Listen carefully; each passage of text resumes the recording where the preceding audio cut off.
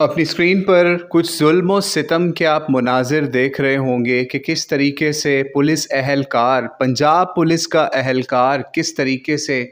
غریبوں کی سبزیوں کو کس طریقے سے تباہ و برباد کر رہا ہے حکومت کے آرڈر کے اوپر۔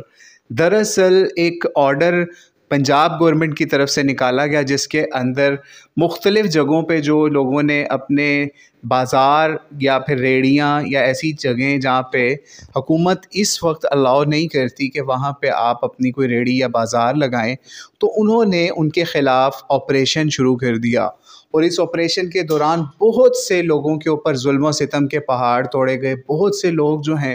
ان کو دل کے دورے بھی پڑے، اس طرح سے اپنی سمجھ لیجئے روزی روٹی کو برباد ہوتے ہوئے دیکھ کر۔ تو اللہ تعالیٰ سے دعا ہی کر سکتے ہیں اللہ تعالیٰ ان ظالم حکمرانوں کو سخت پکڑے یا ان کو ہدایت دے، یا اب اللہ تعالیٰ کا معاملہ ہے۔ یہ اس وقت فرعون بنے ہوئے ہیں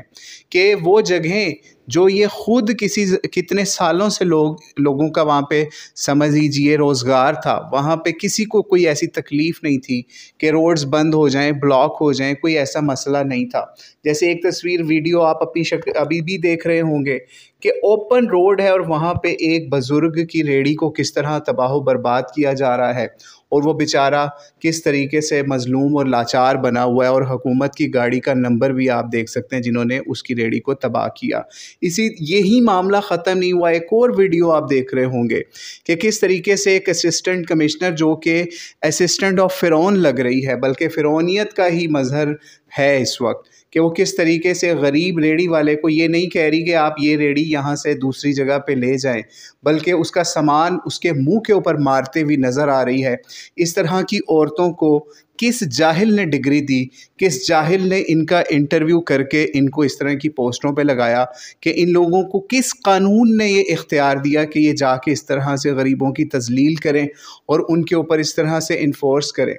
وہی جگہیں ہیں جن کے قریب مریم نواز نے اپنی تصویروں والی ریڑیاں لگا کے ان جگہوں کو حلال قرار دے دیا جہاں پہ نارمل ریڑی لگانا جو ہے وہ حرام ہے، لیکن جو ہے مریم نواز کی تصویر والی خریدی ہوئی یا پھر اس کی اپروو جگہ والی ریڑی لگانا بالکل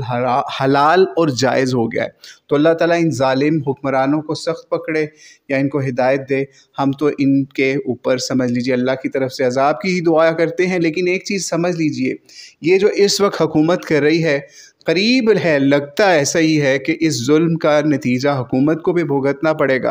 اور آگے چل کے سمجھ لیجئے بہت ہی قحط والا معاملہ بھی ہو سکتا ہے، کیونکہ بارشوں کی وجہ سے تباہی کا بھی معاملہ اس وقت سر پہ ہے،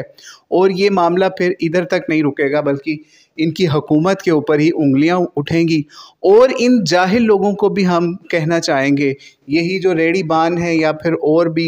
دوسری کلاس بھی ہے جو کہ میاں دے نعرے وجدے اور بریانی کی پلیٹوں کے اوپر بکنے والی قوم تھی، وہ آج دیکھ لیں ان کے ساتھ کیا معاملہ ہو رہا ہے۔ اور اس معاملے کے اوپر ہم شکریہ ادا کریں گے ان لوگوں کا، خاص طور پہ وکلاء میں سے کچھ لوگ جو کہ ان کی ریڑیاں اور ان کا جو ملبہ بنا کے جس کی فروخت کی گئی اس کے اوپر جا کے بھی انہوں نے ویڈیوز بنائی، اور وہاں پہ عام لوگوں کے ساتھ یا ریڑی بانوں کے ساتھ جا کے احتجاج میں شریک ہوئے کہ اس طریقے سے حکومت کے اس ظلم کو چیلنج کیا جائے، یا پھر لوگوں تک اس بات کو پہنچایا جائے تاکہ حکومت کوئی شرم ہی لے لے۔ نہیں تو حکومت کا یہی معاملہ ہوتا ہے کہ کسی کو کیا پتہ چلنا ہے، ہم جیسا مرضی آپریشن کر لیں، بعد میں ہم دیکھ لیں گے۔ جیسے ایک مشرف ڈکٹیٹر تھا، وہ لال مسجد کا آپریشن کر کے مکر گیا تھا، ٹھیک ہے، کہ میرا تو آرڈر ہی نہیں تھا، اور عدالت کے اندر کوئی ثابت نہیں کر سکا کہ اس نے آرڈر دیا تھا۔ یہ ہمارے قانون کی، ہماری عدالتوں کی اور عدلیہ کی اوقات ہے۔ بہرحال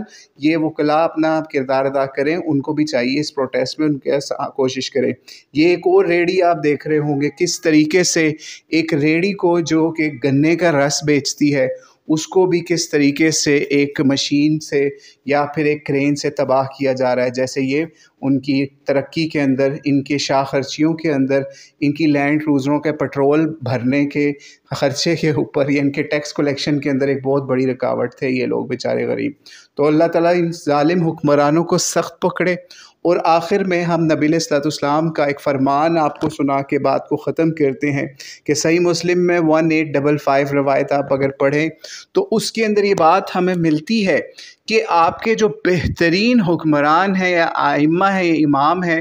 وہ ہیں جن سے آپ محبت کرو اور وہ آپ سے محبت کریں، اور تم یا آپ لوگ ان کے لیے دعا کرو اور وہ تمہارے لیے دعا کریں۔ اور نبی علیہ الصلوۃ والسلام نے فرمایا جس کا مفہوم ہے کہ تمہارے بدترین حکمران یا امام وہ ہیں جن سے تم بغض رکھو اور وہ تم سے بغض رکھیں، اور تم ان پر لعنت کرو اور وہ تم پر لعنت کریں۔ تو اب آپ خود سوچ لیجئے کہ یہ کیا معاملہ ہے، ہمارے سامنے کس طریقے سے یہ حکمران کر رہے ہیں، ہم ان پہ لعنتیں کر رہے ہیں اور وہ ہم پہ لعنتیں کر رہے ہیں جن کو نبی علیہ السلام نے بدترین حکمران قرار دیا ہے، ٹھیک ہے۔ تو اس کی آپ ایک شبیہ یہ بھی دیکھ سکتے ہیں کہ جناب ہم ان کو برا کہتے ہیں، وہ ہمیں برا کہتے ہیں، ہم انہیں کہتے ہیں کہ گندم کا ریٹ آپ نے خراب کر دیا، کسان کو آپ نے لوٹ کے کھا لیا، تو وہ آگے سے کہتے ہیں نہیں کسان مافیا ہے، ہم ان کو چور کہتے ہیں، وہ ہمیں مافیا یا ہم انسانوں کو یا پاکستانیوں کو چور یا مافیا کہتے ہیں کہ یہ ٹیکس چور ہیں، یہ فلاں چور ہیں، یہ فلاں چور ہیں۔ تو وہی معاملہ جو نبی علیہ الصلوۃ والسلام نے 1400 سال پہلے فرما دیا تھا، جس کو ہم نے صحیح مسلم سے آپ کے سامنے 1855 سے پیش کر دیا کہ یہی وہ بدترین حکمران ہے یا بدترین ائمہ ہیں جن کا نبی علیہ الصلوۃ والسلام نے اس حدیث 1855 صحیح مسلم میں ذکر فرمایا۔ اللہ تعالیٰ سے دعا ہے اللہ تعالیٰ مسلمانوں کو، پاکستانیوں کو ہدایت دے کہ وہ کوئی اچھے حکمران چنے جو کہ غریب دوست ہوں، نہ کہ غریب کو مکانے کے کاموں پہ لگے رہیں، جس طریقے سے وہ اس وقت ریڑھی والوں کو، غریبوں کو، یا جو انہوں نے چھوٹی چھوٹی اپنی دکانیں یا ریڑھیاں بنائی ہوئی ہیں ان کو تباہ و برباد کریں۔ اس کا حل بھی نکلنا چاہیے، ان کو چاہیے کہ ان کو نوٹسز دیں، 1 مہینے کا نوٹس دیں، 2 مہینے کے نوٹس دیں، 6 مہینے کے نوٹس دیں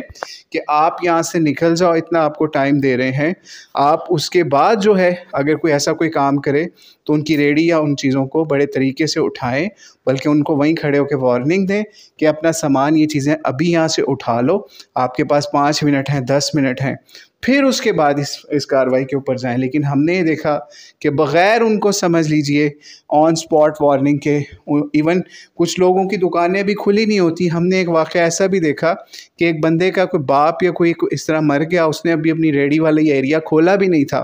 تو اس کے آنے سے پہلے ہی اس کی ریڑھی ہر چیز تباہ و برباد کر دی گئی۔ وہ بجائے اس کے کہ اپنے گھر میں اس ماتم کو یا اس دکھ کو دیکھتا، اس کے لیے اب ایک اور دکھ تھا کہ اب میں کماؤں گا کہاں سے، کھاؤں گا کہاں سے۔ تو اللہ تعالیٰ ایسے ظالم حکمرانوں کو سخت پکڑے، کوشش کریں ان ظالم حکمرانوں کے خلاف جو کلمہ حق ہو سکتا ہے وہ بلند کریں، ہو سکتا ہے ان کو کوئی عقل آ جائے۔ واللہ اعلم بالصواب۔ السلام علیکم ورحمۃ اللہ وبرکاتہ۔